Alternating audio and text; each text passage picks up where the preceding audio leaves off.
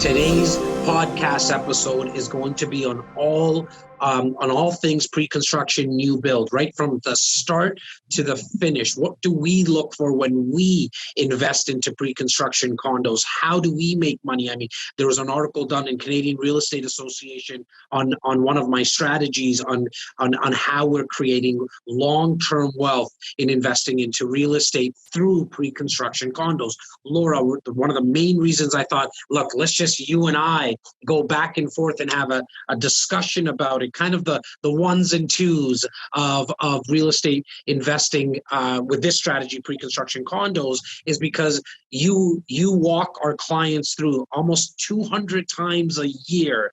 And for anybody who's, maybe just didn't hear that properly, yes, 200 times a year, our clients do this strategy every single year for the last 7 to 8 years. And so I think in total, we've done a little over 1,300 new build deals for our clients. And so that's not to impress anyone here. It's really to let you know how much data we have now. We've seen hundreds and hundreds of people, over 1,300 people make money, and now they're making millions of dollars. So today's podcast episode is on how you can create wealth, how you can make money with this specific strategy. And I think it's most important to mention, Laura, that there's probably about 60 to 70 projects, and we're going to talk specifically about kind of the greater Toronto area, because that's what our team covers. There's new builds and pre-construction condos all over the country. I can't really speak about and I know REC here, we don't really speak about anything outside of that 50-mile, 75-kilometer radius of the greater Toronto area. But we get about 50 projects a year on our desk every single year. And then we take it down to about 8 to 10. So I want to talk about how do we get to 8 to 10? Why do we only speak about the 8 to 10 projects? But let's start off, Laura. Let's start off with you, because you invested into a pre-construction condo late last year. So take it back to about 8-9 months ago now. Yeah, September of last year. You invested into a pre-construction condo right about like a stone throw away from transit at the main and Danforth area of Toronto. So very close to Greektown for our out of province and out of country listeners. And it wasn't just in Greektown because we have a Greek guy always around with us. Mr. He kind of pushed me to do it. I mean, he influenced me a little bit. He did influence why we went into that area, why we started to look at it, because he grew up in that area. But what made you, why did you decide to get into a pre-construction condo? I mean, for me, it seemed like a no-brainer due to a couple factors. First of all, I'm very busy because Jazz keeps me very busy with all these 200 pre-construction condos that I'm helping people buy every single year. I honestly don't have a lot of free time. We work 6 days a week, long days. I mean, some weeks we work 7 days a week. We were just working this Sunday, for example.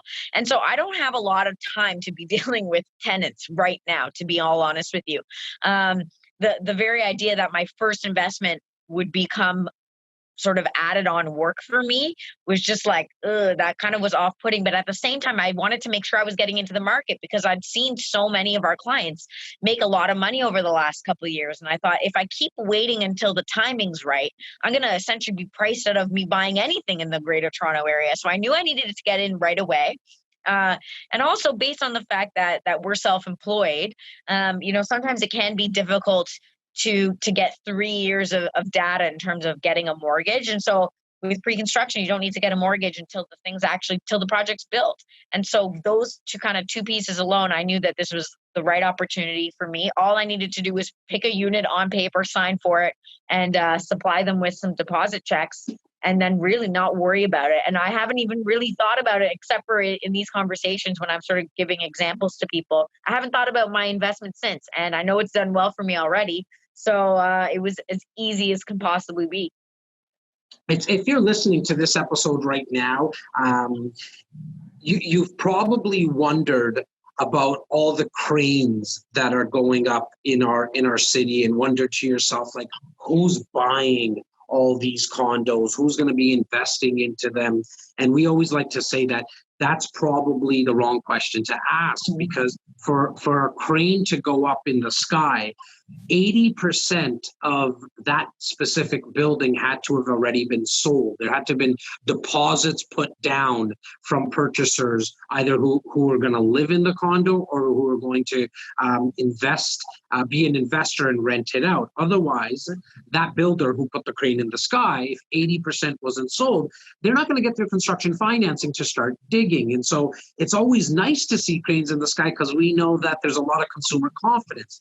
Yeah. Now, you might ask yourself, why Greater Toronto Area? And we're going to kind of go jump back and forth. It's going to be a jazz and alto special here. We're going to go on. We do on the daily. So on and so forth, and talk about this strategy because there's a lot to it. There's a right way to do it. And I've seen a lot of people make some major mistakes that's cost them thousands upon thousands of dollars. And we're going to try to help you and save you from hitting your head against the wall, because I've either hit my head against the wall so you don't have to, or I've seen other clients do it. And so you might ask yourself, like, why Greater Toronto Area? Look, I mean, we're biased. Laura, you're born and raised here. I'm born and raised here. Simo's came here when he was like 4 or 5 years old or something like that. And so we love the Greater Toronto Area because we're born and raised here. All of our but that doesn't mean we have a lot of people, investor clients, who are not born and raised here, and they still want to invest in the Greater Toronto Area as well. We have people from Vancouver, Calgary,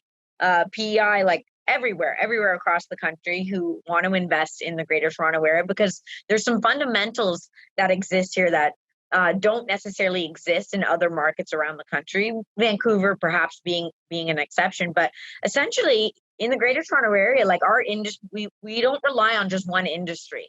So there's other places around the country where, you know, they might be heavily focused on oil or certain other industries. We're here. I mean, we got the tech sector here. We don't like manufacture anything here, right? So tech sector, the film industry, banking, hospitals.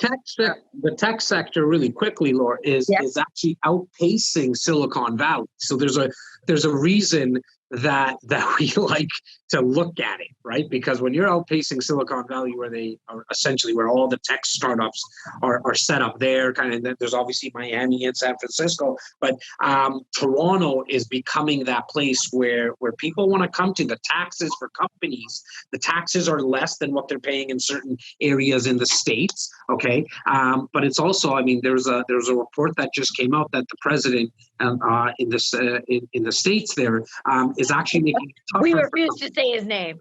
Yeah. No political rants here, please, and thank you, Laura. But he's put pretty much a law in place that's made it a lot tougher for startups, tech companies to get offices in certain places in the States. Guess where they're going to start to look at? They're going to start to look at Canada and places within Canada. And when you think of Canada, you generally think of Toronto and Vancouver. But you were talking about, and I want you to go on about all the other kind of industries that we have here.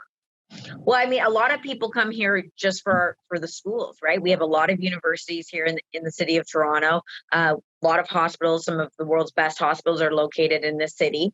And so people come here for schooling, but then they never leave, right? And so you want to always kind of look at places when you're thinking about investing where you feel like there's going to be jobs. That's the most important, because people want to live near where they work, right? People aren't taking flights to work, so they want to be close. So you want to be in cities where there's enough jobs to support all of the buildings for people to live. And Toronto kind of checks the bucket on that. We also have a lot of transit around here. I mean, people who live in Toronto, we complain that the transit's not good enough, but we have a decent transit system here in the city of Toronto, and certainly getting better and better as the years go on. We have the new LRT that's just come into place, and you know, the Up Express taking people from the airport all the way to downtown Toronto. So there's ways for people to get across the city to get to wherever they work, and that's where people want to be. And we're seeing millennials who are renting out, not that it's all millennials, but that's a big group of people that are like, they're going to actually become buyers as well. We here at Royal LePage, the umbrella that REC is under, does extensive research when it comes to affordability and it comes to what millennials are thinking. There's just tons of surveys. In fact, they're the national leader when it comes to surveying millennials and what their thought processes are on housing. And so what we're noticing is that millennials are going to be owning, and their dream is to still own, contrary to what a lot of people believe, that these millennials don't want to own homes. No, it's actually something that's on the forefront of the mind. But they also know that, okay, we're going to start out renting, kind of going to feel out where should we buy. And so what they like to do, and what we notice, that because they're the tenants, and we see a lot of tenant applications, is that they want to rent close by transit because they're not even driving, right? I mean, we have part of our media squad consists of 20 to 30, 32-year-olds, and majority of them don't even have a car. Have cars or driver's licenses. I was going to say majority of them don't have driver's license, let alone a car. But I think it's brilliant. I think it's brilliant on their part. Why? It's $1,000 a month, right? Car payment, insurance, gas, parking, maintenance of the vehicle. And so instead of putting that $1,000 towards a car, they're like, I'll do transit, and I get to, I can learn a lot while I'm commuting. Or we hear a lot of as well is like, look, I'm not going to transit, I'm not going to drive, I might ride my bike, but I just want to walk to work. I need that 30-minute walk to and from work because A, I'm going to get my exercise, but B, I'm going to be able to run all my errands, especially if you're living in like urban places. You're not going to be going to the grocery store, and myself and yourself, Laura, because we do live in the suburbs, where you would probably do grocery shopping for 6-7 days of the week. Yeah, it's not like that. People, it's more what you think of like European style of living, right? Where people just get what they need for like the one meal. They'll pick up a baguette on the way home, and they'll pick up whatever they need on the way home, pick up the dry cleaning, and they kind of do that along the way. And so people tend to like that, a bit of a longer walk home. That's how, like you said, that's how they get their exercise and get everything that they need. Now, you spoke about, which is like very important, on why people are coming here. I want to quickly just touch on the actual numbers, because I know there's a lot of our statistics, like our friends who are very like stats driven. Some of them have that pinky ring on, which, yes, that means you're an engineer. I know you, and I know you accountants that are listening and watching as well. But we have close to 200,000 people coming into the Greater Toronto area year after year for the next 10 years. That's 200,000 people for the next 10 years. That's 1 million people that are forecasted to come into the country. Now, that's for the next 10 years. Even during this pandemic, obviously the borders are shut down, and that's something that we need to account for. But here's what I know. The government, the current government in place right now, has put into place to fast track visa applications, fast track immigration. Why? Because that's an easy way to the economy. To spur on the economy. Bring in immigrants, they're going to work, and then they're going to pay taxes, and that's going to keep that dollar moving.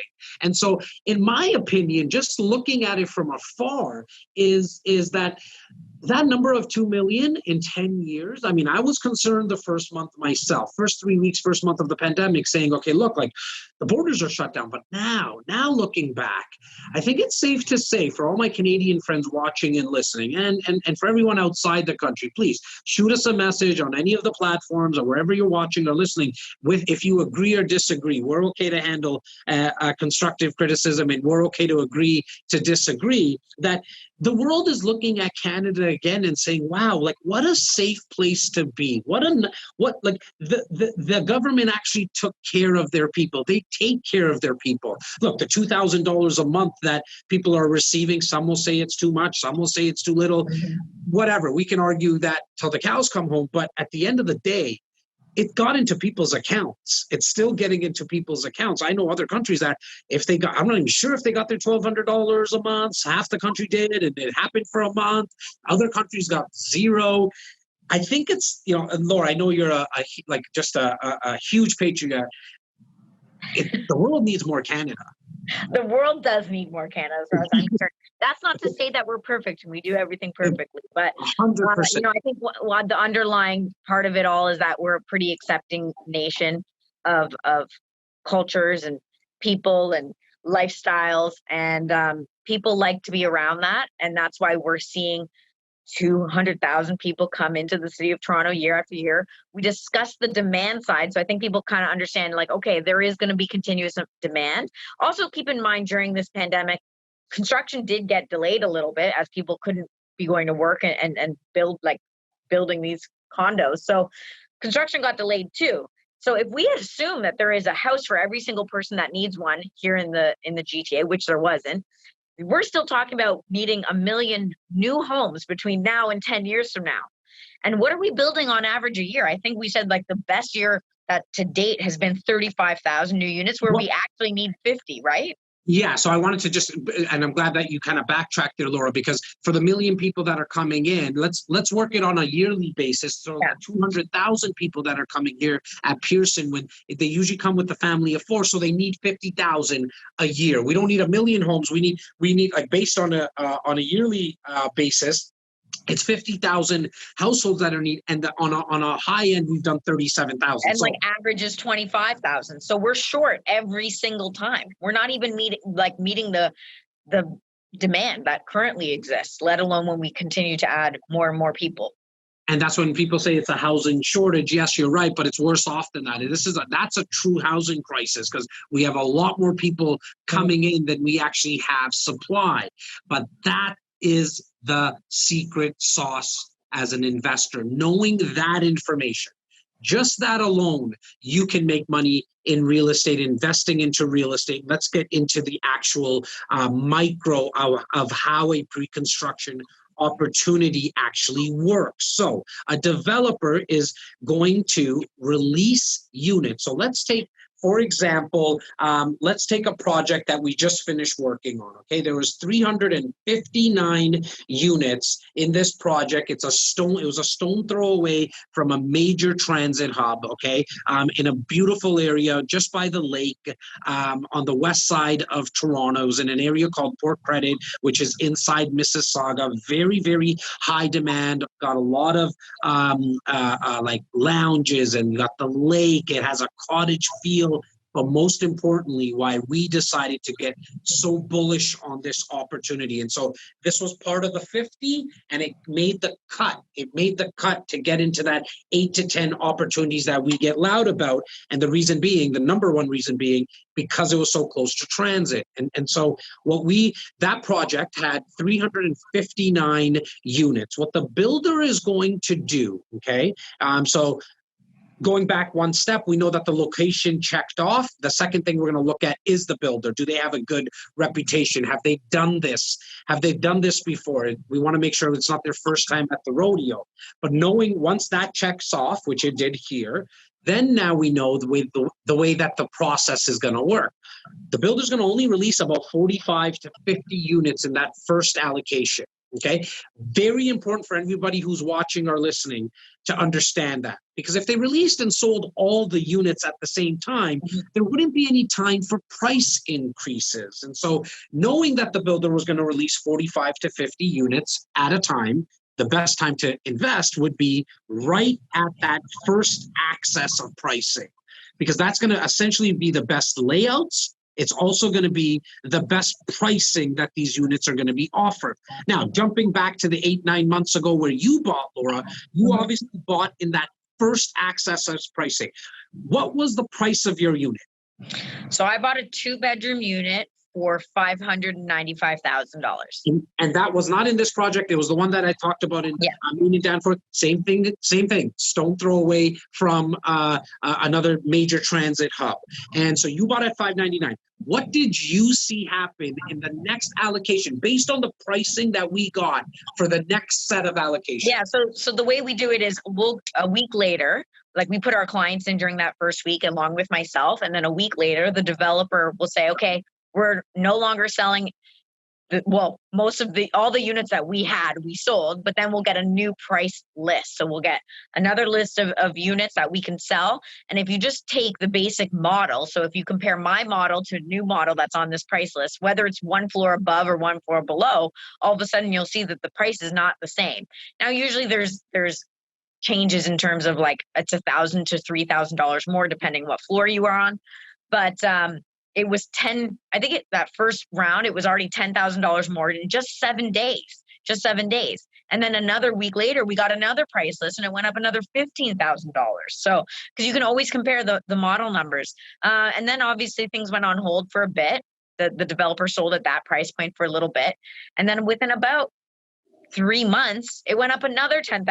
So I think now, like you said, 9 months out, I probably on paper, have made between 45 and 50 grand.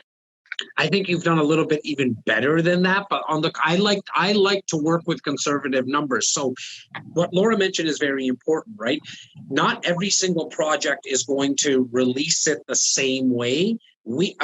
The way that you as an investor would win is I want you to get in touch with, well, really us. But at the end of the day, you don't need to do this. We're not the only firm in town. We're one of about 7 to 8 firms that do those type of numbers of 150 to 200 units per year. I just want to make sure that you're purchasing and investing with somebody who does 150 to 200 units a year, because I can tell you in the Greater Toronto area, if you're not doing those kind of numbers, you're not getting that first access pricing. And you as Joe Public are listening, or Mary Public are listening, and you just saw something on social media or a sign go up, like a big A-frame sign for a condo project, then it's probably too late. The builder's already increased the price 2, 3, 4 times. And so my personal opinion to you is probably don't invest there, because the pricing has already increased too many times. Yeah, you've lost out on it. You really want to make sure as an investor you take the emotion out of it.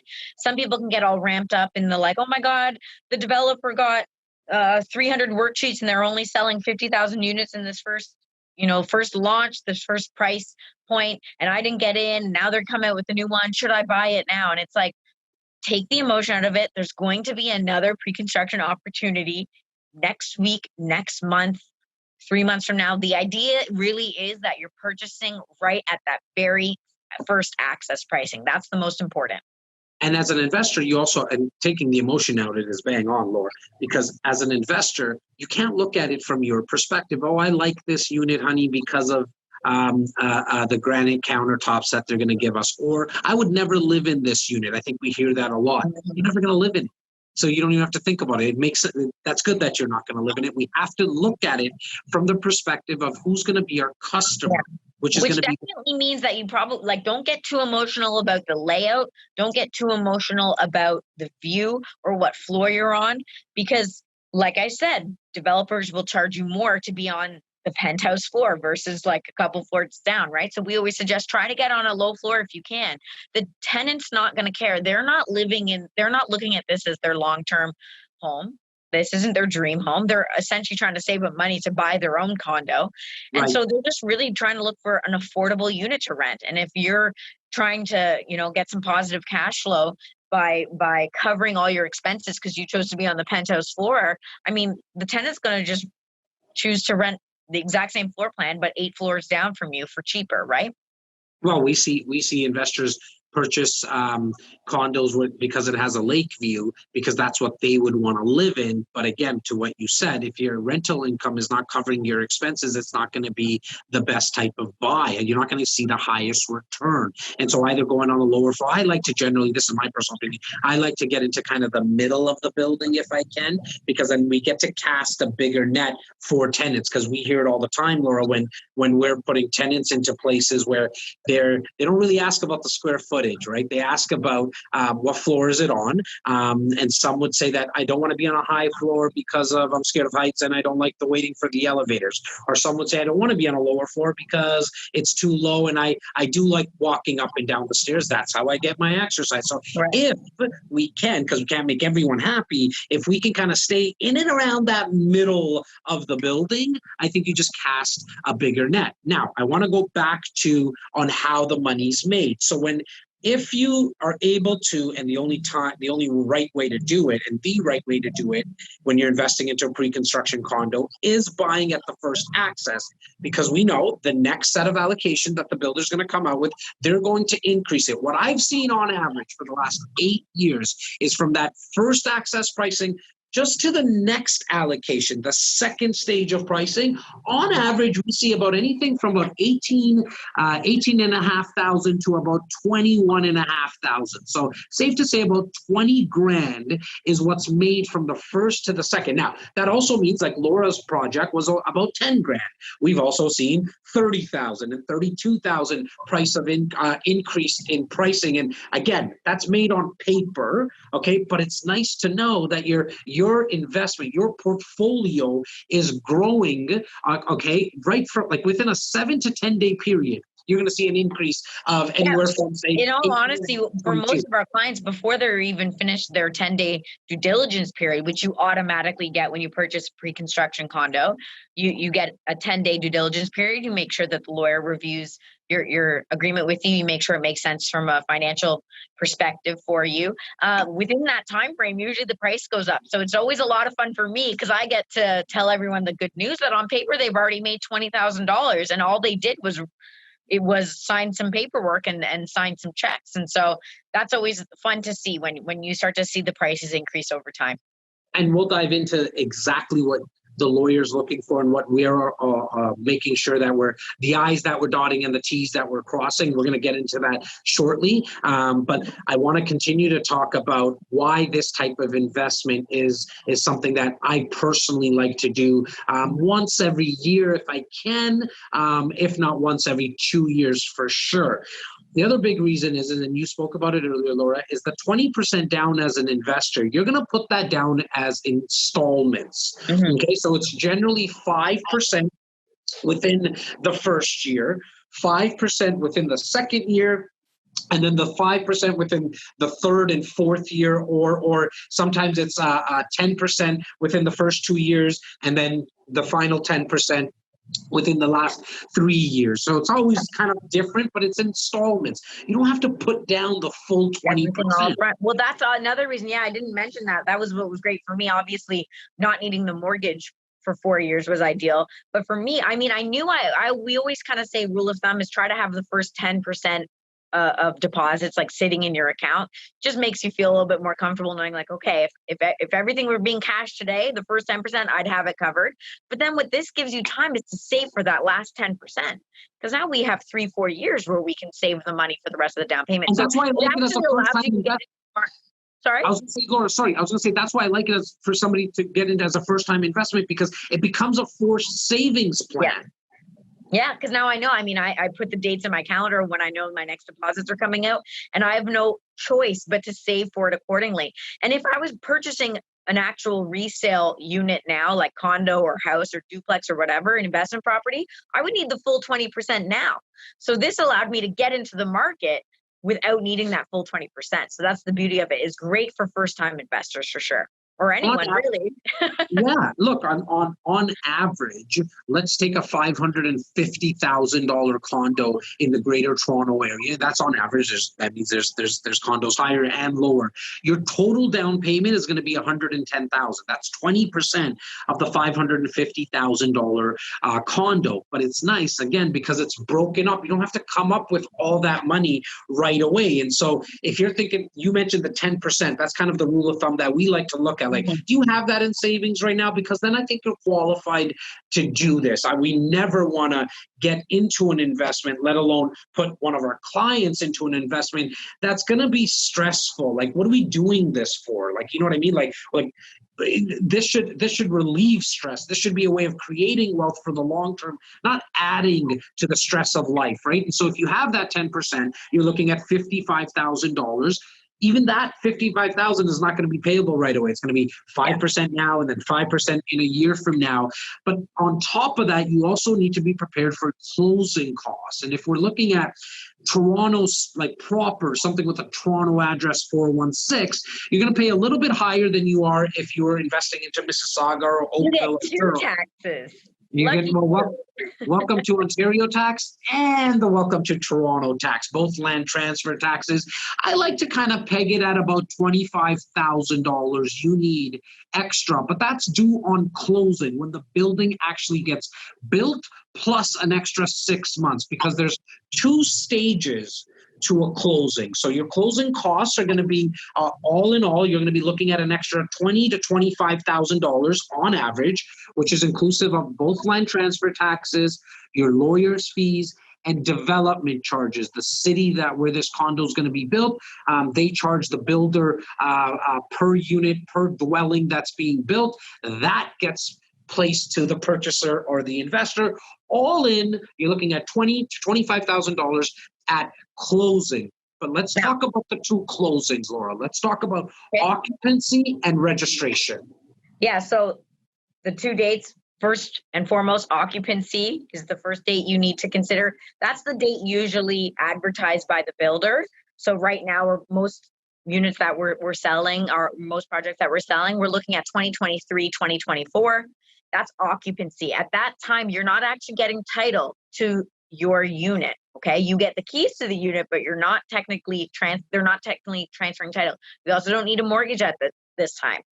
At this time, however, you will be paying what's called an occupancy fee, which is made up mostly of your property taxes and your maintenance fees, as well as a small portion of the interest that the developer is paying for your unit. So all in all, the expenses during this time are substantially less than they'll be when you actually close, because you're not paying a mortgage at this time.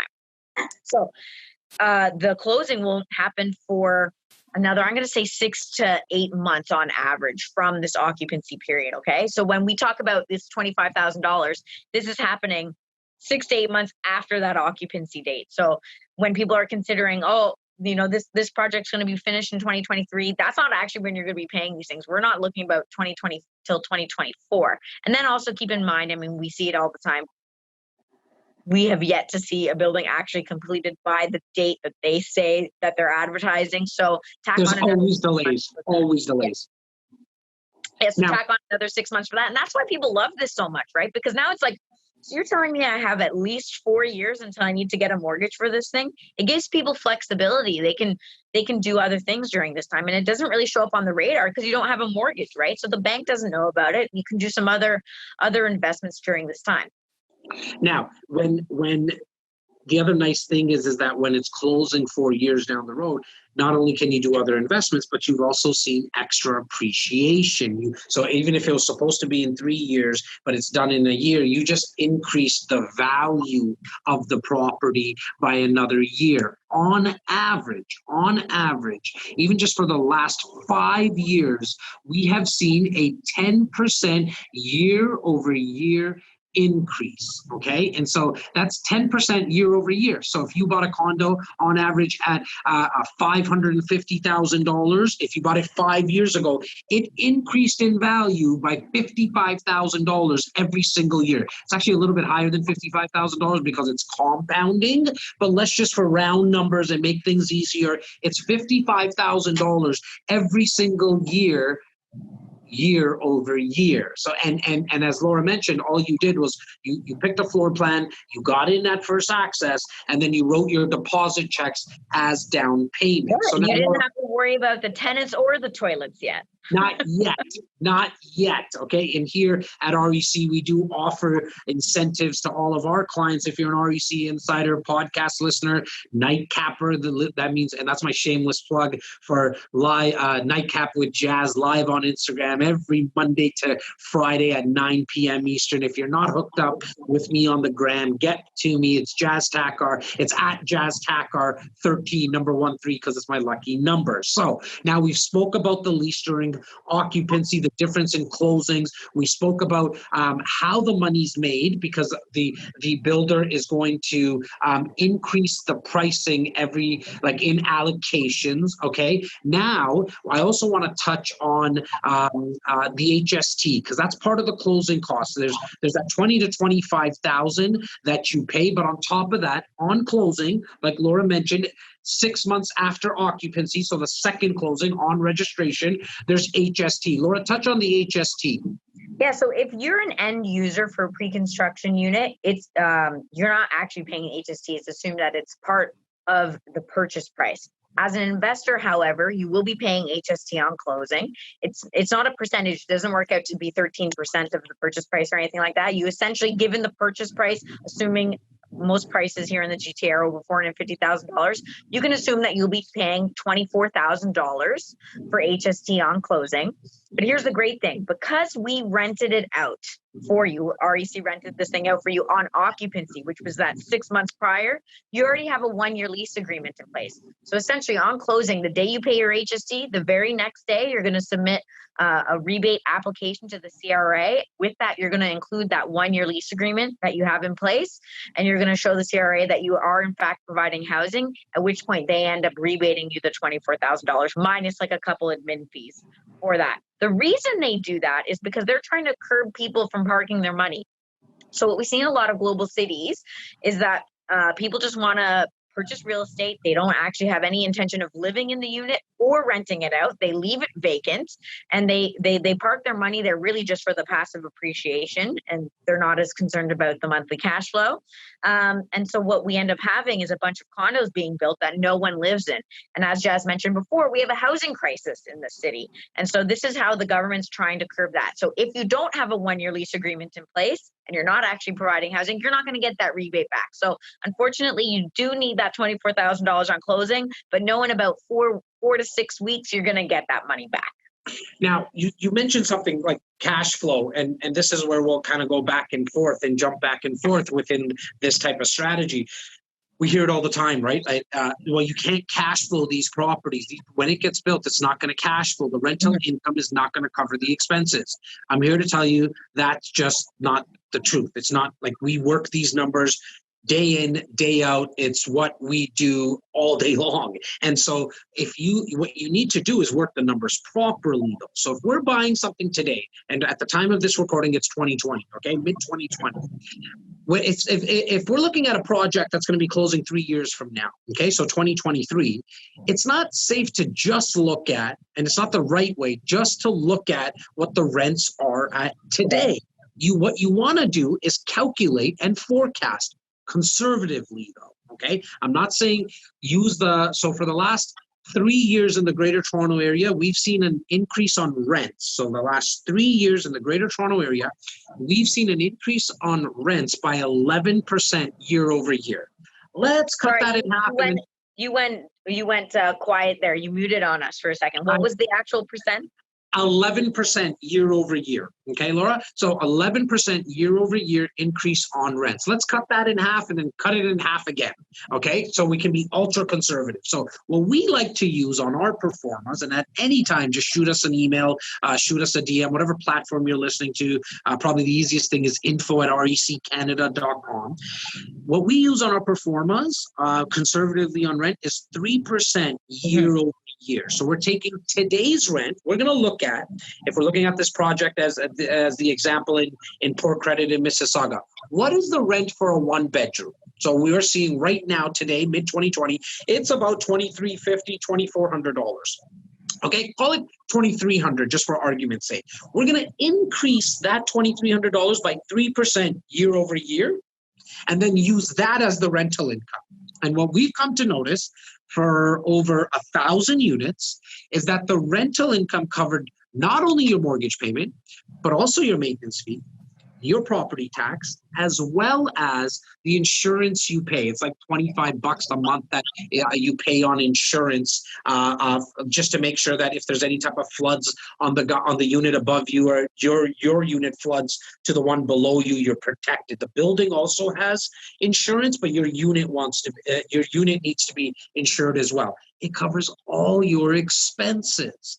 And so now you might be left with $100 a month, $82 a month, nothing to necessarily write home about, but at least your rental income is covered. And then you take advantage of the other ways you win in real estate, which is that passive appreciation, which we've seen 10% year over year, as I mentioned a minute ago, let's cut that in half and go conservative and use only 5% year over year. So you have the passive that you're winning on. You also have that $80, $100 a month that you're winning on cash flow. But what I think is the meat of any investment, which is black and white, there is no forecasting. Okay, there's no guessing, which is the principal pay down. How much is my mortgage being paid down? Yeah. And that's just an amortization. It's very easy to look at. Now, some people will also talk about the fact that maintenance fees are going to go up over time. Yeah, they go up because the cost of living goes up, but so does rent. How nice is it, Laura, to know that the condo that you got, because it's going to be built in Ontario, it's going to be built after November 15th, 2018, that you can increase the rents to whatever you like.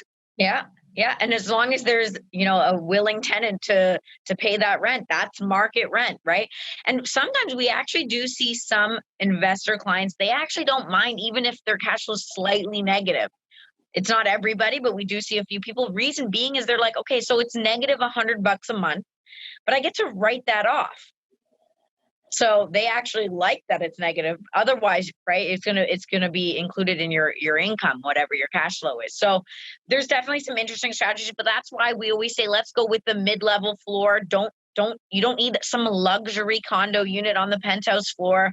Just get something cookie cutter that you're going to be able to rent out year after year after year.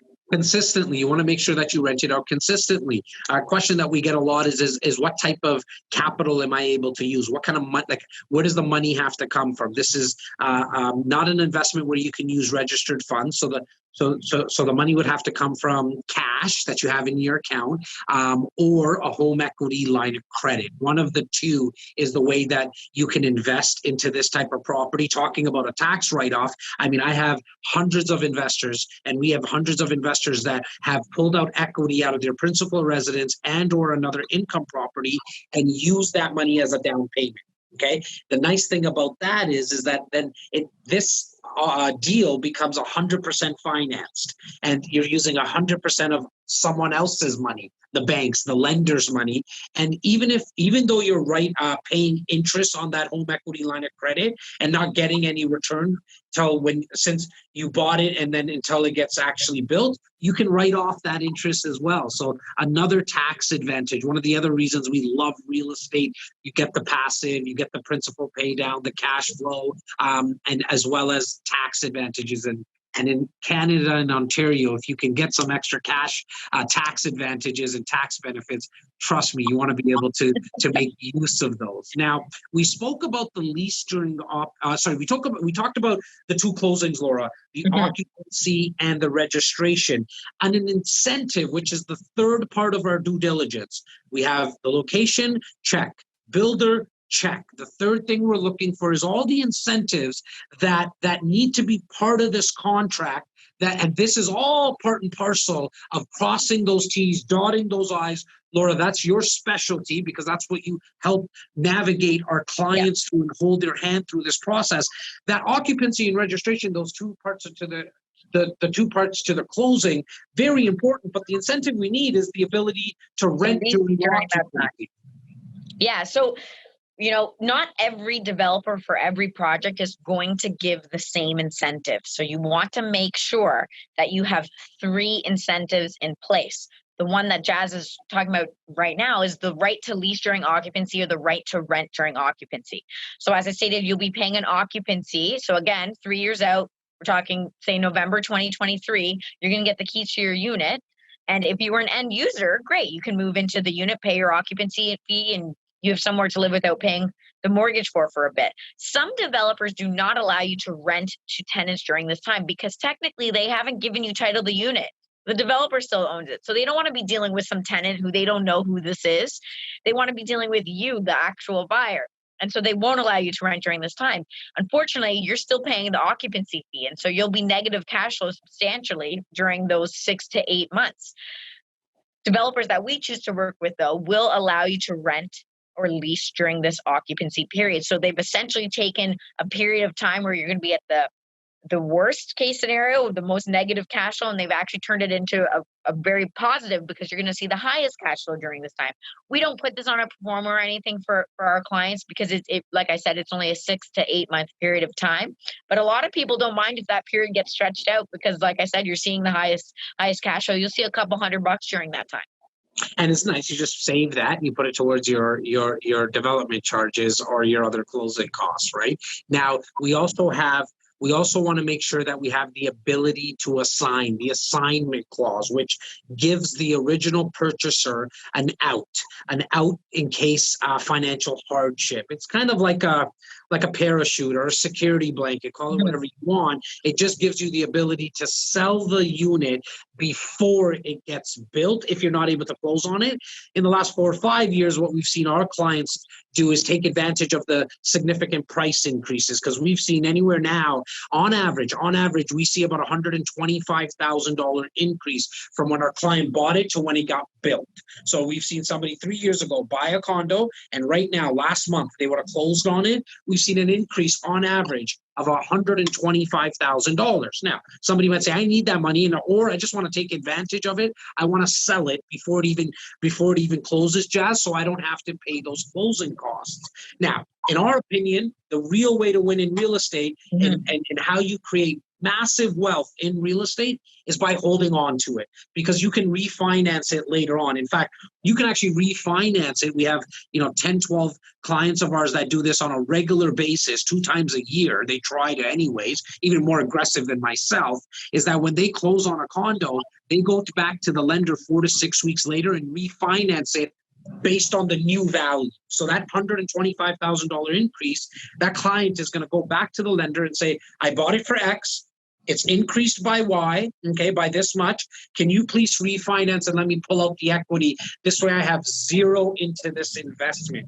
And the return now is infinite. So that's one of the biggest reasons why I personally like this investment, aside from the fact that I don't have to get a mortgage, aside from the fact that I can put my down payment down in increments and in installments. I'm able to refinance the new profit. And I mean, essentially you have 3 exit strategies for this type of investment, right? You can close on it, like Jazz said, and you can pull out the equity or not. Obviously, you should try and pull out the equity and go buy another property and do it all over again. But if you can't, you have the right to assign. Okay, so you have the right to sell the paperwork essentially to a new buyer who can close on it. Or we can always get creative. We can start looking for joint venture partners. Sometimes you might find somebody, they have the ability to get the mortgage, you don't, so you give up some equity in your unit and you close under their name instead. And I love that last strategy, as well as doing it as a joint venture, right? Because most people only think about the 2, which is, can I sell it before if I have to, like as an assignment? Or yes, obviously I know I can close on it myself, but not a lot of people think about that third one. In fact, to me, it's actually the second. It comes before an assignment. Assignment is like the security bank at my last resort. I'm looking into doing possibly a joint venture if I can't close on it, because there are so many people that would be willing to put their name on title, especially if they have to put no money actually in, and also like if they put their name on title for financing and get 25% equity. In fact, I have hundreds of people right now that would be lined up, right, to get that kind of deal. So, which goes to show, maybe don't offer 25% or 20%, maybe start at 10, 12, 13% and kind of work your way up to put a joint venture deal in place, and just make sure that they have kind of the same thought process as you do, meaning that if you want to sell this quick, then make sure that you get that type of joint venture partner. If you're a buy and hold forever kind of person like myself, then you want to make sure your partner, your joint venture partner, has the same thought process. Otherwise, it just becomes a fight. The way to do it doesn't really matter either way, is make sure that you put kind of a 5-year term on your agreement where you 3 or 4 people come back to the table every 5 years and discuss, okay, are we going to sell it, or are we going to refinance it, or is it status quo and leave it? Myself and my 2 older brothers and all of our family members, like all of our wives, we have 3, 4 now joint joint venture condos where we do this every 5 years. We come back to the table. In fact, I know you did one with your father as well, Laura, and kudos to Dad because he was like, hey, look, I'm going to get in with my daughter who knows about all this real estate stuff, take advantage of it, as he should have because of what he did for you your whole life. True. Well, here's the thing. My dad is 73 years old and awesome. Never had an investment property. I'm trying to think. Maybe when he was younger, in his 20s, but didn't have an investment property since I've been alive. And here he was at 73 years old. And I again, through listening to our podcast and me educating him on what's going on in the city, he said, you know what, now is the time. It's never too late. And obviously something like this for him, he's going to want to probably pull that money out a little earlier than I am. But I knew that going in, right? And keep in mind, my dad's not going to be on title for this thing. He's retired. So he's like, well, I'm not even going to be able to get a mortgage. So for him, a joint venture worked out really well. And what you do is you do a joint venture agreement on the back end with a lawyer, which essentially means I might be the only one on title, but I can't sell this thing or refinancing without my dad's permission. Well, shout out to Mr. Carl Tucci himself. Congratulations on the joint venture. And so now we've covered lease during occupancy incentive clause that we need to dot the I's, cross the T's. We covered assignment, cap development charges. That's something that we didn't charge. I touched on it earlier. What we want to make sure is that the development charges that the city charges the developer and that get passed on to us as investors and purchasers, it's capped. So if there is an increase, it doesn't matter what it gets increased by. We don't care. As long as it's capped, we're not going to pay. We as investors, we as purchasers are not out of pocket. That goes out of the developer's pocket. Make sure, guys, if you're not doing this with us, that is something. In fact, I actually think that's just as important as the lease during occupancy, a lot more important to me anyways, than the assignment clause, because I have seen, remember I spoke earlier about, I've seen investors make mistakes that have cost them thousands. This is where that mistake has come from. They didn't get the development charges capped, and they were told it was going to be $10,000 or $12,000, and it came in at $32,000.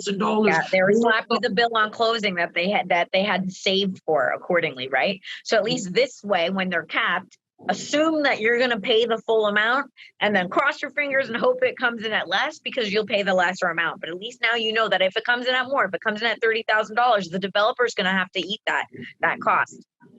And that's all part of your closing costs. And so there's always a couple of additional costs when it comes to closing, nothing too significant. It's why I say budget the $20,000 to $25,000, because what's also included in that is the Terry on home warranty, which is about $1,000 plus HST. And we need that because that covers our unit for any deficiencies, and the builder is on the hook to get all those. And it could be something as small as a mark on a counter or a cabinet. There's a 1-year warranty, there's a 2-year warranty, and there's a 5-year warranty on the flood here in Ontario. So we're protected. We need to pay that $1,000, and then there's another. I would say approximately $1,200 to $1,500, but this is all inclusive in that $20,000 to $25,000 we spoke about earlier. But that $1,200 to $1,500 is just for putting down water pipes, hydro lines, educational levies, and so all in all, it's why I say, to be on the safe side, just budget $25,000. That's paid on closing. But I can tell you from personal experience, as well as thousands of my clients, when they bought it, 3 years prior to this being built, and then when they closed on it, they saw an increase of on average about $125,000.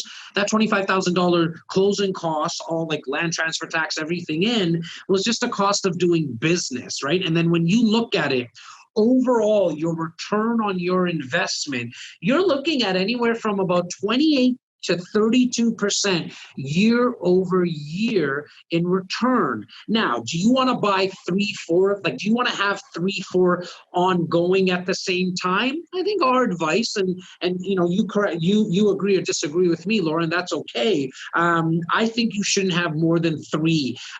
Anything more than that, you're putting too much in the future bucket, right? Yeah. I would like you to diversify a little bit more. 3 is kind of the max. And I know there's a lot of our REC insiders listening right now that are shaking their head and like nodding their head saying, yeah, Jazz is up to his. You're only allowed to have 3 because when you do this 3 times, you want to do this 32 times. Well, and here's the thing. I mean, at the end of the day, obviously there's risk associated with having all your money in one type of investment.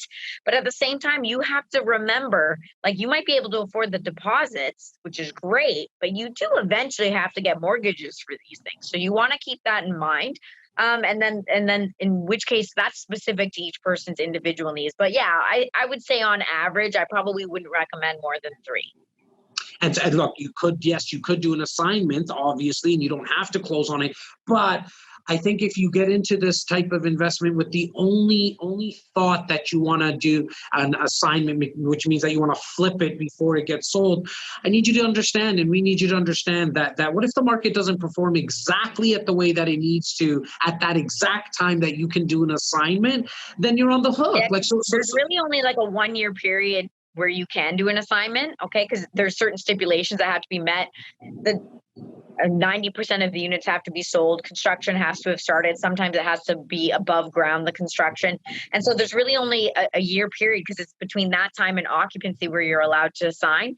And who knows, COVID happens and all of a sudden your unit didn't do as well as you had planned, but you have to sell because you can't get a mortgage at that time. So we always say, go into it with the intent that you're going to close and only use that assignment really if you have to get out. And like we said, you can also try then doing the joint ventures. Try and find a way to close. We kind of hovered over the actual like process, or maybe we did go into it. We have these conversations so often. I don't know if it was part of this conversation or ones we've had in the past, but essentially when you pick a unit, okay, and we're going to help you select a unit if you're an investor based on what we think is going to be the easiest to rent consistently over time, especially because if you do this with us, we're going to offer you an incentive that allows where we're going to give you a turnkey investment. We're going to rent it out for you for 2 years at no cost, and we're going to help you manage it for 2 years at no cost. There is no dealing with the tenants and toilets. It's a fully turnkey investment. Which means really that I was going to say it's a 5-year passive investing strategy, which is great. It's actually a very boring investment. You're going to forget that you own it, won't you? Right? It's like watching grass grow because for 3 years it's being built. You put in your deposits. First 2 years after it gets built, we rent it out and we manage it, okay? And so, but once we help you pick that unit, then you're gonna, 95% of the time what the developers do is use kind of like a DocuSign, which is an electronic signature platform. Did I say that right, Laura? Is that what these things are called?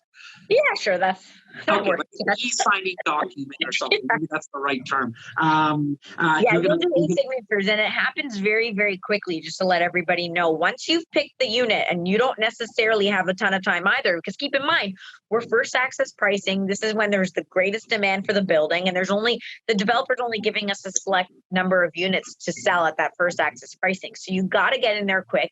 You got to pick a unit. And again, we pick the units. We usually go and select units that we think will be good for investment. So don't worry too much on that. You really just have to consider, do I want a 1-bedroom or a 2-bedroom? Really, like what are you comfortable in paying in terms of your down payment and getting a mortgage for, obviously, in a couple of years. But that happens very, very quickly because within 24 hours, the documents are going to be sent to you for e-signing from the developer. And they only give you 24 hours to sign those documents. So you don't have an opportunity even to sit and read line by line because it's usually 40 pages on average.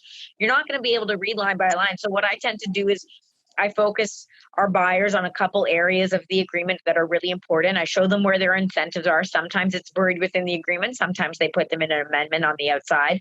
Obviously, you want to make sure that the layout's the right layout that you selected, that your names are spelled correctly. And I'll point out things like the features and finishes page and the floor plan. But otherwise, we got to get that thing signed really, really quickly and back to the developer. You start your automatic 10-day due diligence period as soon as we get the agreement back from the developer, along with the condo docs. That's on top of the 40-page agreement of purchase and sale. You have another 150-page condo document that's coming your way. I don't expect you to read it, although some of our clients, they like to sit and read both of those documents during the— Nothing wrong with that. Nothing wrong with that, for sure. I love that. But do know that's why we have the lawyer review the documents for you. So I'll set you up with a lawyer. He'll review everything. I mean, that's what we pay lawyers the big bucks for anyway. So have them read that paperwork, and they understand it a lot better than we would anyway. Make sure that the incentives that were promised were in there. They'll go over the closing costs with you again, what your maintenance fees will be, whether or not the condo is going to allow pets, and a couple things like that. Really, they're going to pull out what they think is important from the documents. Keep in mind, when you're buying something in the province of Ontario, 99% of all these agreements are written the same. So whether you buy the project in Port Credit or you buy something downtown, really these agreements are all There's written. only four to five big law firms that are being used to draft these documents, and so you're right. They're all kind of lopsided in the builder's favor. But with that said, we want to make sure we have all those, as Laura mentioned, all those specific clauses in place. And don't think that don't take it for granted just because you're doing a deal with somebody who's done this before. I need you to do this with somebody and a firm that has done this 100 times a year, because that's when you know there's enough data. That's when you know you're dealing with people that have experience. It doesn't need to be with us. We hope it is with us, but that's not what this podcast episode is about. It's really, truly to bring you enough education so A, you understand how this investment works, and B, you make sure that you're protected throughout the whole process. And I want to kind of go over just again what our clients, over 1,300 of our clients, have seen in terms of how they made money in this investment. They bought it 3 years ago. They're closing on it now. The values have increased by over $125,000 on average for these investments, and it was all based on putting down 5% year over year. You actually brought something up that I just it's still in my head right now, Laura, and I want to make sure that we quickly touch on it. You said 1 bedrooms or 2 bedrooms. We get that question a lot too. Like, hey, should we go 1 bedroom, should we go 2 bedroom? This really is a preference thing. Is it chocolate or vanilla ice cream? I mean, there is some science to it, meaning that you'll see a higher return on your investment on a 2 bedroom because resale value is a little bit higher on a 2 bedroom, but not by a significant amount. We're talking by a couple of percent here or there. And so for me, I like to base it on what capital you have access to, because then whatever capital, that 10% Laura spoke about, because the other 10%, if you have it, great. If you're going to get it from a line of credit, great. Or if you're going to force yourself to save it, which is awesome, rather than spending it on cars and like silly stuff, right? Like that we're going to determine if you should go 1 bedroom or 2 bedroom, depending on what you have in capital. Do you want to add anything to that kind of? Yeah, I would say that if 2 bedrooms, like if you're priced out because you can't afford a 2 bedroom, then go with the 1 bedroom. That's a very, very good investment still. That's as cookie cutter as it gets. You'll get a single tenant that moves in, maybe a couple, depending on the size. I started with only 1 bedrooms, Laura, me, myself. You jumped into a 2 bedroom. Like you went all in, and I love it. And I'm sure a lot of it had to do with the fact that you saw us having a lot of experience with it. But me, I started creating my wealth with this investment strategy with all 1 bedrooms. I'm cheap and lazy when it comes to my investments. Yeah, and you also want to consider where you are purchasing. Obviously, we can help you with that. Like, what neighborhood are we in? Sometimes when you're in a neighborhood where you might be seeing more downsizers or right-sizers, they're not going to necessarily be used to such little square footage, and so you might want to get that extra bedroom for that. Or if you're, say, in downtown Toronto and you're close to universities, you might be getting two students who are going to rent something together just to keep their costs down, right? So they might be more interested in a 2 bedroom. So it kind of depends on where you're buying. I also would suggest don't buy exclusively 1 bedrooms or don't buy exclusively 2 bedrooms. Try and have some variation in that as well. Now, last podcast, I kind of put you on the spot because I said you didn't expect me to ask you the question about leaving that 1 tip. So this time I'm going to start it off. Okay. First and foremost, if you have not yet signed up for my monthly newsletter, my personal monthly newsletter on all things entrepreneurship, real estate, and leadership. It's called the Real, REEL, Real Estate Entrepreneurship and Leadership. I implore you and ask of you, please go sign up for that newsletter. It's jazztakhar.ca/real, REEL. It takes less than 7 seconds to do it. both myself, Laura and I, and Stephen Rochester, and a couple of our media squad have been putting a lot of time and effort to make this really one of the most user-friendly e-newsletters in terms of the way that it's put together. And I would love your feedback on that. But my tip for you guys, anybody who's watching or listening today, is to understand that everyone was scared to get into this type of investment until they did it. Everyone was scared until they did it. Why? Because the first time you do anything, it's scary. Now we have clients that have done this with us 3-4 times over, and the phone call goes something like this. Hey, Jazz. Hey, Laura. Hey, Simos. Hey, Tyler. Can you just pick the unit for us? Because they say that because they did it. Now, we want you to understand, if you do choose to do this with us, we will hold your hand throughout the whole process. It's why we have Laura full-time. She's not only the co-host here on the podcast, but she's our director of sales and marketing, and her primary job as a director of sales and marketing is going through this process. That's why she does this 200 times. She's the only one who does it. She has staff under her as well, like Luke Leasing. We'd be remiss if we didn't mention how much he does through this process for you and helps us, Laura. But I want you to understand, if you're watching or listening, that we're going to hold your hand throughout the whole process. And that means right up into that day 10 to make sure this is the right investment. Because up until then, you're going to sign the agreement, give a $5,000 deposit check, but we can get out. You're not tied to anything. Yeah, as Laura mentioned, you're going to sign the contract very quickly, but we can still get you out within that 10 days. And so we want you to feel ultra comfortable throughout the process. So my tip for you is just to understand that everyone was scared till they do. Laura? I love that you put your tip in a plug. That was nice. I liked how you did that there. I have no idea. I don't even know what you're talking about. That was awesome, and I do love that newsletter. If you guys haven't subscribed to that yet, please do so. That one's a lot of fun for us to do. So we, like Jess said, we would love your feedback, because if you don't find it interesting, then we're gonna have to shuffle some things around. 100%. My tip, definitely, if you're a brand new investor, like we only spoke about pre-construction investing today. There's obviously other types of investment opportunities.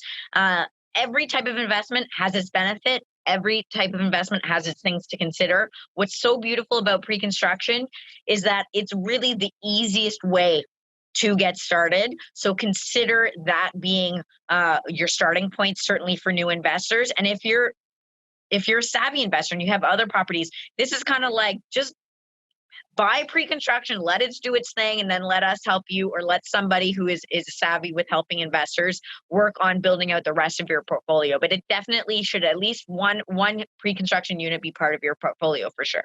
You use the word considerations, and kind of like something that you need to consider when it does come to pre-construction is understanding that yes, a building could get canceled and it could not get built. That's really the only downside when it comes to this type of investment, that the building doesn't get built. It's why we need to make sure that we check that box of the builder's reputation. But even if it were to happen with a builder that has a fantastic reputation, they're not known for this, it's never happened to them before, understand that your deposits, those 5% every single year, is protected in trust at the lawyer's in the lawyer's trust account. It never even gets into the builder's hands. The builders never get your deposit. That money is held in trust by law with one of the 5 biggest law firms in the country. And so understand that your money's protected. You do get your money back. You do get your deposits back if for some reason it gets canceled. In the Greater Toronto area, we see like a handful,